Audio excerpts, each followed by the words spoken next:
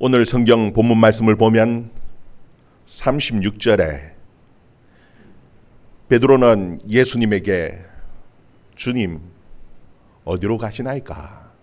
주여 어디로 가시나이까?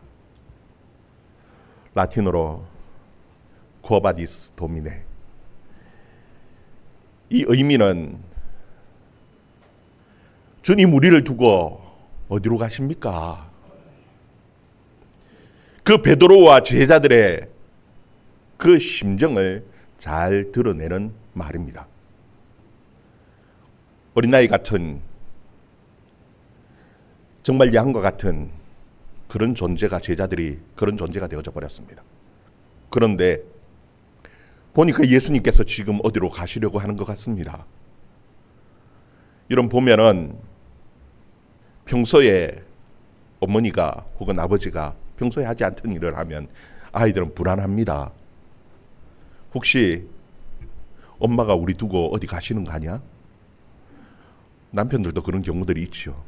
갑자기 아내가 갑자기 집에 청소도 막 해놓고 공국도 잔뜩 끓여놓고 그러면은 불안하지요. 왜 어디 가려고? 불안합니다. 지금 제자들이 보니까 예수님이 뭔가 평소하고 다르진 모습들이 나타나고 있어요. 예수님께서는 십자가에 죽으실 것에 대해서 인자가 들려야 한다라고 말씀하시고 십자가에 죽을 것에 대해서 말씀하십니다. 그뿐만이 아니에요. 십자가에 죽으시기 전에 예수님의 모습을 보면은요, 평소 같지 않은 모습들이 실제로 나타나거든요. 예를 들면은 예수님께서 예루살렘 성에 들어가시는데 예루살렘의 그 성 주민들이 예수님을 호산나 호산나 하면서 찬양하면서 환영합니다. 그때 많은 사람들의 기대는 왕으로 그렇게 우리를 구원하소서 맞아들이는데 좀 왕 같은 그런 위세가 있어야 되지 않습니까? 말은 못 돼도, 최소한 말은 못 돼도 좀 노새라도 혹은 낙이라도 좀 큰 놈을 타고 가면은 그래도 좀 남들 보기에 좀 좋을 건데 예수님은 낙이 새끼를 탔어요. 새끼 나귀를 탔으니 얼마나 볼품없겠습니까? 다리도 찔찔 끌리면서. 그리고 가는데요, 여러분 꼭 어떤 모양이냐면은 애들 자전거 어른이 이래 다리 이래 끌고 가는 꼭 그런 모양이 지금 예수님의 모양입니다. 좀 기대하는 것에 좀 어울리지 않는 것 같아요. 그럼에도 불구하고 예수님께서는 다른 사람들의 기대가 아니라 성경의 말씀처럼 더 낮은 자세로 섬기는 종으로 그 백성들에게 다가가기 위한 예수님의 모습입니다. 어쨌든 제자들이 볼 때에 좀 정상적인 모습은 같아 보이지 않아요. 예수님께서 제자들을 데리고 산에 겟세마네 동산에 기도하러 올라가셨는데 특별히 예수님은 베드로와 요한과 야고보를 데리고 기도하러 올라가셨습니다. 여러분 성경 보면은 예수님께서 제자들에게 기도하라고 막 억지로 잠 깨워가면서 기도시킨 적 없습니다. 물론 겟세마네 동산 그때밖에 없습니다. 기도에 대해서도 특별히 가르쳐 주신 적도 없어요. 그래서 제자들이 예수님, 바리새인들의 제자들은 기도도 가르쳐주고 세례 요한 또 제자들에게 기도를 가르쳐 주는데 우리에게도 기도를 가르쳐 주세요. 그렇게 해서 예수님께서 기도 가르쳐 주신 것이 우리가 알고 있는 그 주기도문이 그렇게 해서 만들어진 기도예요. 그런데 예수님께서는 그때는 좀 다릅니다. 땀이 핏방울이 되도록 흘리면서 기도하시면서요, 할 수만 있으면 내 잔을 물려주세요. 내 뜻이 아니라 아버지의 뜻대로 해주세요 하면서 몸부림치면서 기도하시는 그 예수님. 제자들은 너무 피곤해서 잡니다. 이때까지 기도 안 한다고 깨워본 적도 없으신 그 예수님께서 와서 막 흔들어 깨우면서 한시도 깨어서 기도할 수 없느냐고, 깨어서 기도하라고 예수님께서 그 제자들을 깨워서 기도하라고 흔들어 깨우시는 거예요. 이상하지요. 그뿐입니까? 우리가 오늘 보지는 않았지만 그 앞에 어떤 사건이 있었냐 하면요, 예수님께서 제자들의 발을 씻어 주십니다. 여러분, 발을 씻기는 경우는 어떤 경우냐 하면은 정말 발을 스스로 씻지 못하는 환자나 어린 아이 발을 씻어 줘야지요. 그런 경우가 아니면 어떤 경우냐 하면은요, 요즘 우리 문화하고는 다르지요. 그 당시에는 종이 있습니다. 주인이 들어오면은 종이 발을 씻겨주는데 아무 종이나 씻는 게 아닙니다. 종에도 이래 나름대로 서열이 있습니다. 서열이 좀 높은 종은 머리를 빗겨준다든가 손톱을 깎아준다든가, 그래도 그 정도 일은 해도 발은 씻지 않거든요. 가장 종들 가운데서 낮은 종이 물을 떠가 와서 그 더러워진 그 주인의 발을 씻겨주는 거예요. 근데 예수님께서는 지금 선생인데 제자들 한 사람 한 사람을 앉혀놓고, 그것도 그 제자들 앞에 무릎을 꿇고 수건을 가져다 놓고 물을 떠서 제자들의 발을 씻겨주시고 그 수건으로 그 발을 하나하나 다 닦아주신 거예요. 이상한 거예요. 이상하면 불안합니다. 제자들은 도대체 왜 예수님께서 이런 일을 하시지? 베드로는 내 발 안 씻으셔도 돼요 하면서 발을 감추기도 했고요. 뭔가 예수님의 말씀도 그렇고 분위기도 그렇고 이상해요. 그 가운데 예수님께서 하시는 말씀이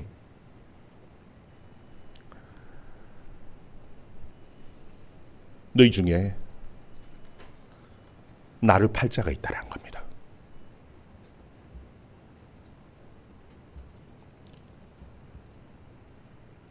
예수님께서는 너희 중에 나를 팔 자가 있다 말씀하신 거예요.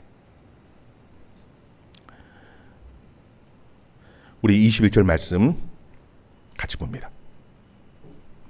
21절 말씀 같이 봅니다. 시작.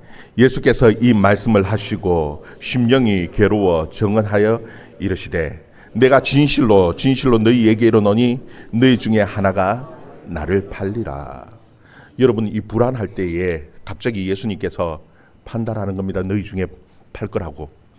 그러니까 제자들의 마음이요 더 불안하지요. 예수님께서 십자가에 들린다고, 나무장대에 들린다 하는 것은요, 이거는 반역죄가 아니면은 그런 사형은 없습니다. 혹시라도 예수님이 그러면은 반역죄로 왕으로 들어갔는데 반역죄로 고소당해서 죽임을 당하게 된다면은 우리는 어떡하냐? 도망가야 되느냐? 예수님을 배신하고 팔아야 되느냐? 나름대로 온갖 고민들을 제자들이 하고 있을 겁니다. 혹시나 나는 아니지요. 혹시 예수님을 팔 자가 나는 아니지요. 혹시 누굽니까? 그 가운데에 베드로가 요한에게 눈짓을 해가 예수님에게 물어보라고. 예수님은요, 시편의 41편의 말씀을 인용하면서 예수님께서 하시는 말씀이 내 떡을 먹는 자 내게 발꿈치를 들리라, 그렇게 말씀하시는 겁니다. 여러분, 이 내 떡을 먹는 자라는 것은 나와 가장 가까이 있는 사람, 가장 친한 사람, 가장 믿을 만한 사람, 신뢰하는 사람, 내 떡을 먹는 사람입니다. 그런데 발꿈치를 든다. 여러분, 이 발꿈치를 든다라는 것이 어떤 의미일까? 이 성경을 보면서 고민을 많이 해봤어요. 저도 뭐 주석이도 특별히 그런 의미 해석이 잘 없어요. 그래서 발꿈치를 든다라는 것이 어떤 의미일까? 시편의 말씀, 시편의 41편을 펴놓고 함께 고민해 봤는데요, 고민해 본 결과 이런 것 같아요. 이건 제 나름대로의 제 해석입니다. 시편 41편이 다윗의 시입니다. 다윗은 사울에게 오랜 시간 도망을 다녔어요. 그리고 배신을 많이 당했습니다. 가장 믿었던 사람한테 배신을 당했어요. 심지어 누구에게 배신을 당했느냐 하면은 아들에게, 압살롬 가장 믿었던 아들에게 배신을 당해서 예루살렘에서 도망갔던 사람이 다윗입니다. 막 믿었던 사람이 배신할 때에 심지어 요압이요, 왕에게 물어보도 안 하고 엉뚱한 사람을 왕을 세우기 위해서 배신하고요. 배신을 굉장히 많이 당했던 사람이 다윗이죠. 배신할 때 어떻게 하느냐 하면요, 적과 내통을 해야 되지 않습니까? 몰래, 이건 제 생각입니다.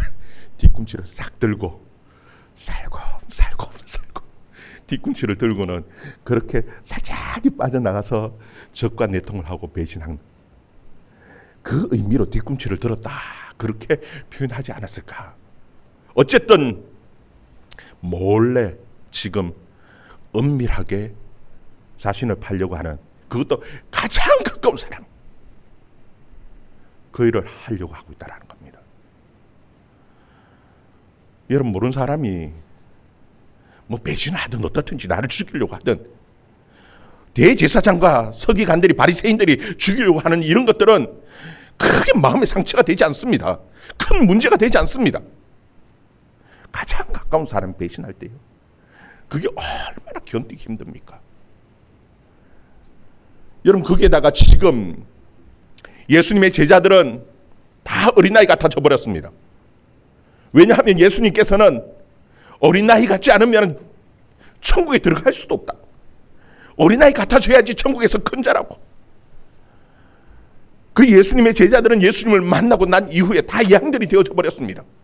목자가 없으면 살아갈 수 없는 그와 같은 양들이 되어져 버렸어요. 그런데 지금 다 양들이 되어졌는데 양이 되지 않은 여전히 이리로 남아있는 사람 한 사람이 있습니다. 양들 어떡합니까? 큰 위험이죠.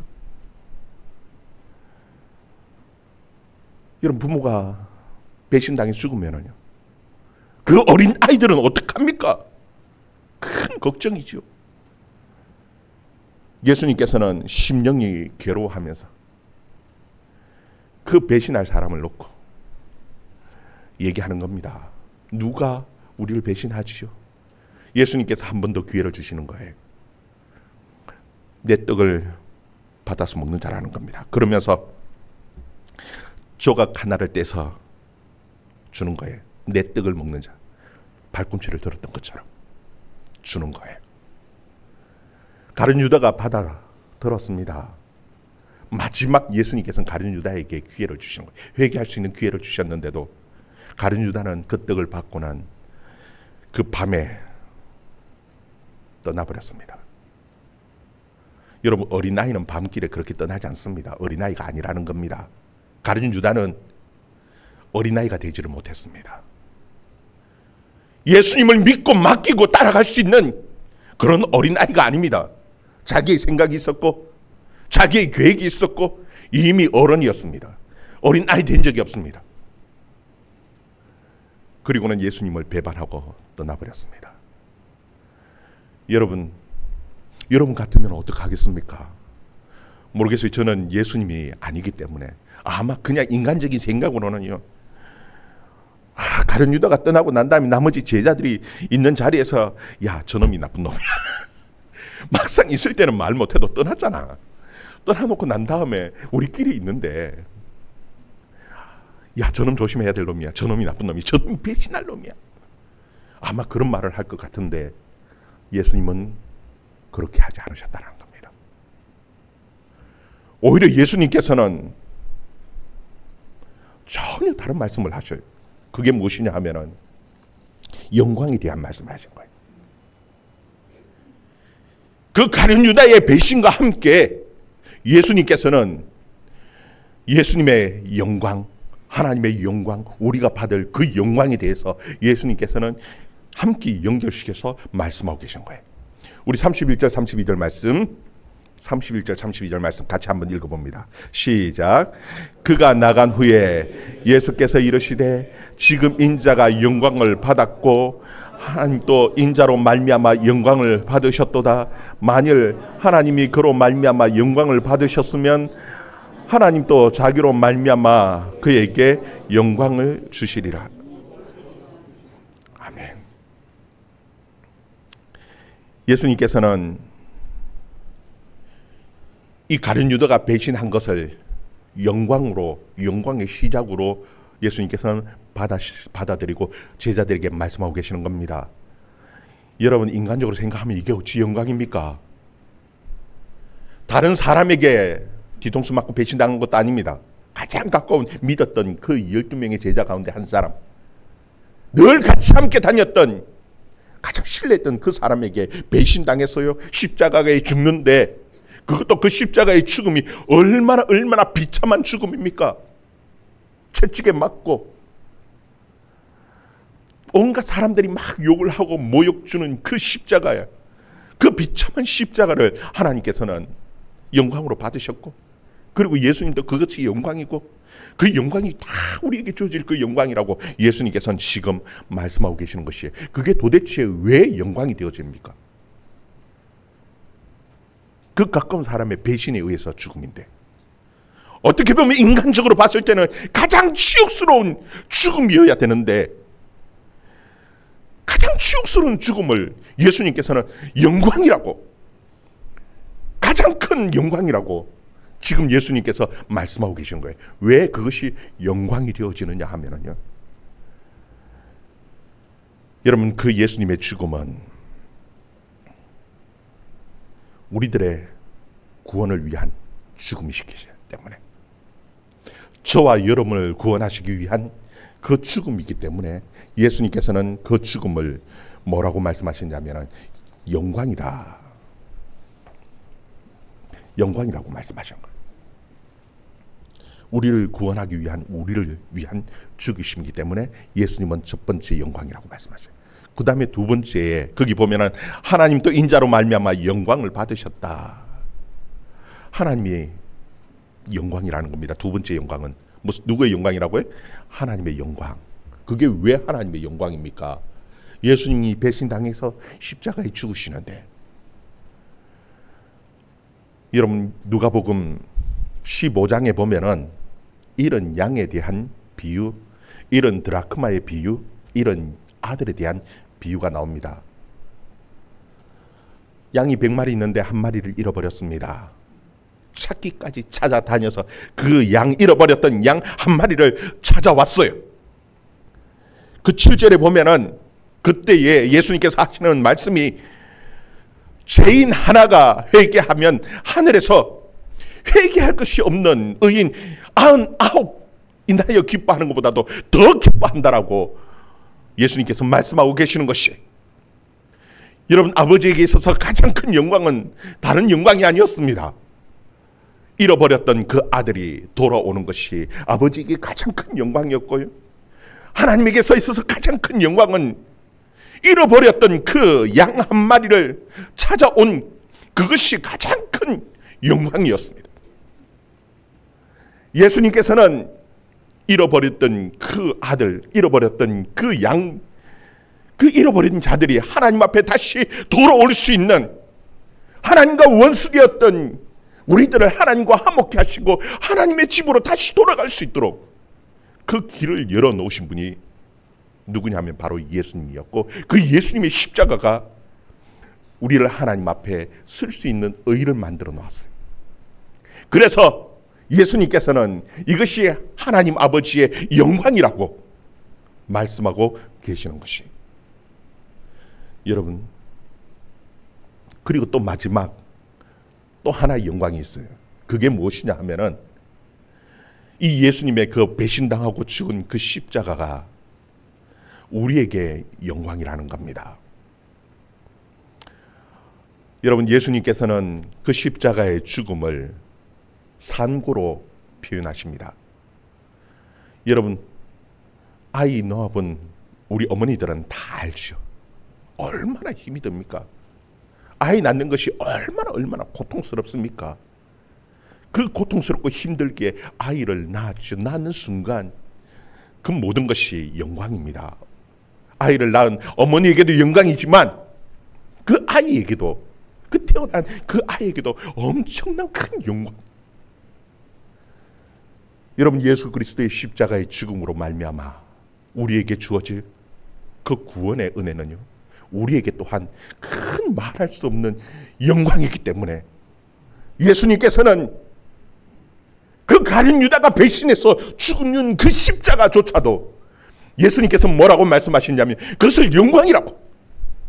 이미 내가 지금 인자가 영광을 받았을 뿐만 아니라 이 인자로 말미암아 아버지가 하나님이 영광을 받으시고, 그리고 하나님이 영광을 받으시면 그 영광을 우리에게 또한 주시리라고 예수님께서 우리에게 분명하게 말씀하고 계시는 것이에요. 여러분, 십자가는 부끄러운 십자가가 아닙니다. 그 십자가가 비록 배신에 의한, 가장 사랑하고 믿었던 그 제자의 배신에 의한 그 죽음의 십자가이라 한다 할지라도 그것이 우리를 위하여, 우리의 구원을 위하여 죽으신 그 십자가이기에, 그 당한 그 십자가의 고통이시기에 예수님께서는 그것을 영광이다, 영광이라고 말씀하고 계시는 것이에요.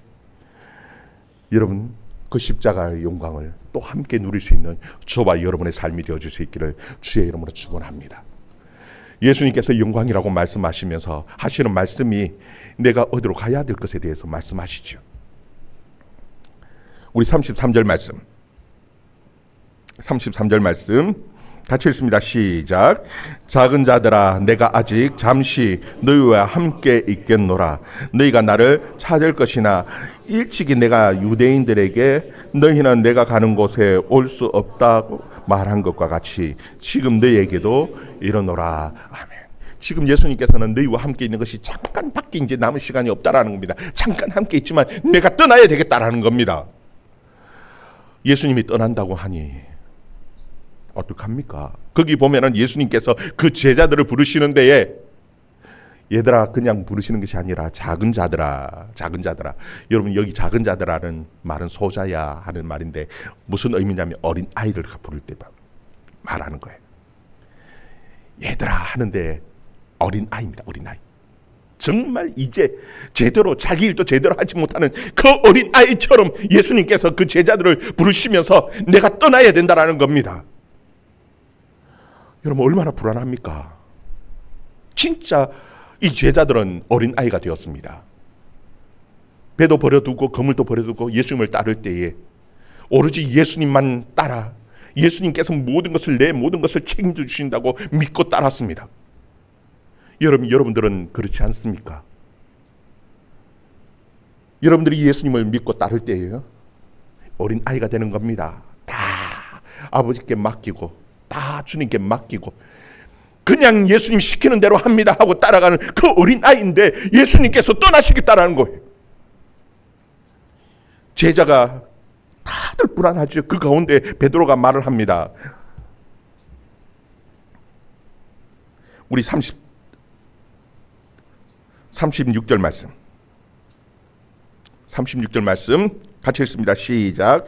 시몬 베드로가 이르되 주여 어디로 가시나이까?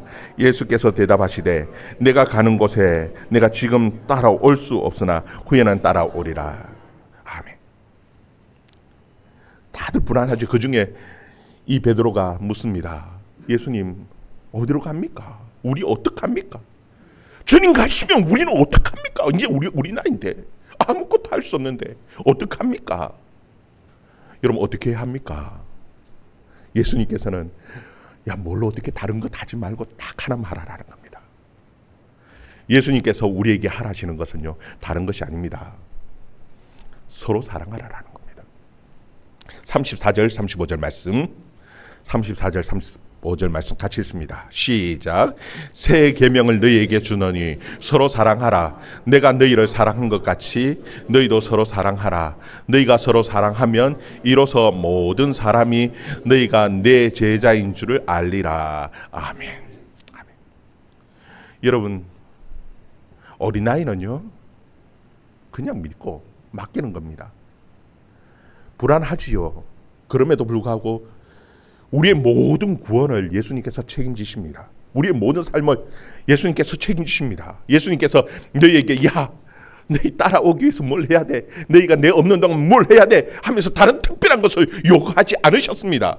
그냥 야, 너희들끼리 서로 사랑하며 살면은 나머지 모든 것들은 내가 책임져 진다라는 겁니다. 여러분, 오늘날도 마찬가지입니다. 예수님께서 우리에게 많은 것들을 바라지 않습니다. 많은 것들을 바라지 않아요. 서로 사랑하라라는 겁니다.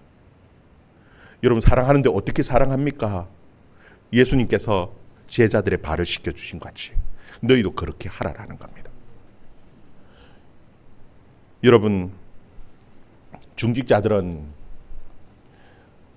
대접을 받기 위한 자리가 아닙니다. 예수님께서는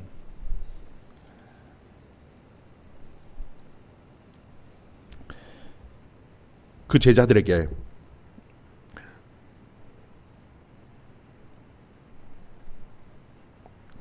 이렇게 말씀하시죠. 16절 17절 말씀. 16절 17절 말씀 우리 같이 한번 읽어봅시다. 16절 17절 말씀 시작. 내가 진실로 너희에게 이르노니 종이 주인보다 크지 못하고 보냄을 받은 자가 보낸 자보다 크지 못하나니 너희가 이것을 알고 행하면 복이 있으리라. 아멘. 여러분, 예수님께서는 15절에 보면 내가 너희에게 행한 것 같이 너희도 행하게 하려 하여 본을 보였노라. 서로 사랑하는데 어떻게 사랑합니까? 종이 주인을 섬기듯이 그렇게 낮은 자리에서 서로 섬기면서 서로 사랑하라라는 겁니다. 여러분, 목사는 섬김을 받는 자리가 아닙니다. 장로는 섬김을 받는 자리가 아닙니다. 장로뿐만이 아니라 권사도 안수집사도 마찬가지입니다. 섬기는 자리입니다. 아예 예수님께서는 확실하게 말씀하고 계시는 겁니다. 뭐라고 말씀하시냐면 진실로 너희에게 이르노니 종이 주인보다 크지 못하다는 겁니다. 예수님께서 가장 낮은 자리에서 섬기셨는데 우리가 뭐 더 대접을 받으려고 하느냐, 대접받을 생각 하지 말라고 아예 예수님께서 우리에게 못을 딱 박아 놓으셨습니다. 목사는 대접받는 자리 아닙니다. 장로들이 교인들 앞에서 뭔 대접을 받고 뭐 어시되고, 아니요, 그런 자리가 아닙니다. 가장 낮은 자리에서 섬기는 자리가 목사 자리고 장로 자리입니다. 그러면은 교인들은 목사 장로 마음대로 무시하고 그래도 되냐? 천만에요. 그렇지 않다라는 겁니다. 목사 장로 우리 중직자들을 또 영접하고 잘 섬겨야 되는 거예요. 그래서 그런 말씀을 하시는 거예요. 또 20절 말씀 같이 읽습니다. 시작. 내가 진실로 너희에게 이르노니 내가 보낸 자를 영접하는 자는 나를 영접하는 것이요 나를 영접하는 자는 나를 보내신 이를 영접하는 것이니라. 아멘. 여러분, 목사 장로는 가장 낮은 자리에서 섬기는 거지만 그렇다고 해서 무시당할 자리가 결단코 아닙니다. 여러분들은 섬겨야 합니다. 영접하고 받아들여야 하는 거예요. 영접하는 자는 누구를 영접하는 것이라고요? 예수님을 영접하는 것이고 예수님을 영접하는 자는 또 아버지를 영접하는 자예요. 목사 장로는 가장 낮은 자리에서 섬기고 여러분들은 또 예수님을 대하듯이 영접하면서 함께 하나님의 아름다운 공동체를 만들어갈 수 있는 저와 여러분 되기를 주의 이름으로 축원합니다. 그 나머지 모든 것들은 그것이 비록 배신을 당하는 그 십자가의 고통이라 한다 할지라도 예수님께서는 그것을 담당하고 나머지 모든 것들은 다 예수님께서 책임져 주시겠다라고 우리에게 말씀하고 계시는 것이에요. 여러분, 어린 나이와 같이 주의 말씀 들으면서 믿음으로 서로 사랑하며 세워가며 살아갈 수 있는 저와 여러분의 삶이 되어줄 수 있기를 주의 이름으로 축원합니다. 기도하겠습니다.